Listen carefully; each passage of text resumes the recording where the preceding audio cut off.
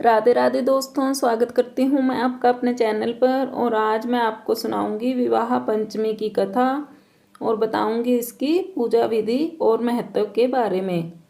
तो चलिए वीडियो शुरू करते हैं। विवाह पंचमी हिंदुओं का प्रमुख त्यौहार है।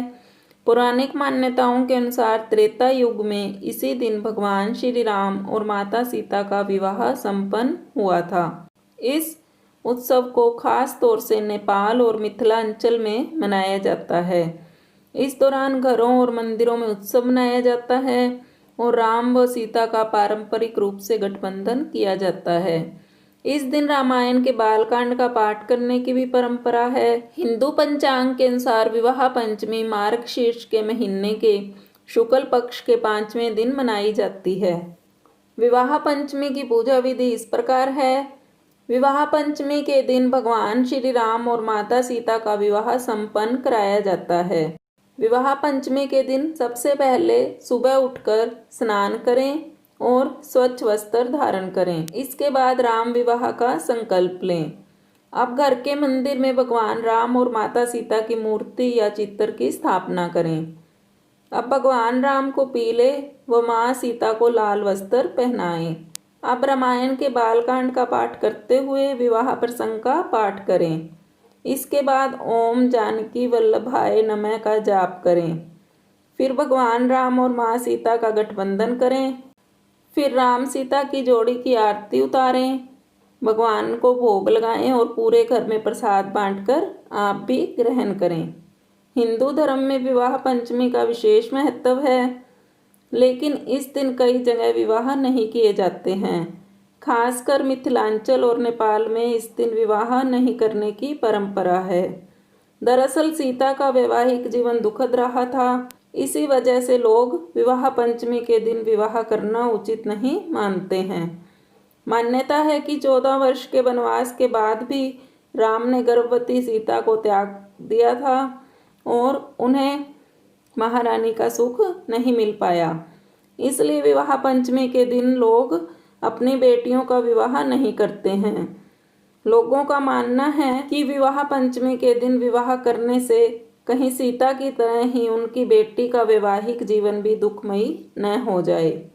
यही नहीं, विवाह पंचमी के दिन राम कथा का अंत राम और सीता के विवाह पर ही हो जाता है। दरअसल दोनों के जीवन के आगे की कथा दुख और कष्ट से भरी है और इस शुभ अंत करके ही कथा का समापन कर दिया जाता है। विवाह पंचमी की कथा इस प्रकार है। पौराणिक मान्यताओं के अनुसार सीता माता का जन्म धरती से हुआ था। कहा जाता है कि राजा जनक हल जोत रहे थे, तब उन्हें एक बच्ची मिली और उसे वे अपने महल में लाए। वह पुत्री की तरह पालने लगे। उन्होंने उस बच्ची का नाम सीता रखा। लोग उन्हें जनक पुत्री सीता या जानकी कहकर पुकारते थे। मान्यता है कि माता सीता ने एक बार मंदिर में रखे भगवान शिव के धनुष को उठा लिया था। उस धनुष को परशुराम के अलावा किसी ने नहीं उठाया था। उसी दिन राजा जनक ने निर्णय लिया कि वो अपनी पुत्री का विवाह उसी के साथ करेंगे जो इस धनुष को उठा पाएगा। फिर कुछ समय के बाद माता सीता के विवाह के लिए स्वयंवर रखा गया। स्वयंवर के लिए कई बड़े बड़े महारथियों, राजाओं और राजकुमारों को निमंत्रण भेजा गया। उस स्वयंवर में महर्षि वशिष्ठ के साथ मर्यादा पुरुषोत्तम राम और उनके छोटे भाई लक्ष्मण भी दर्शक दीर्घा में उपस्थित थे।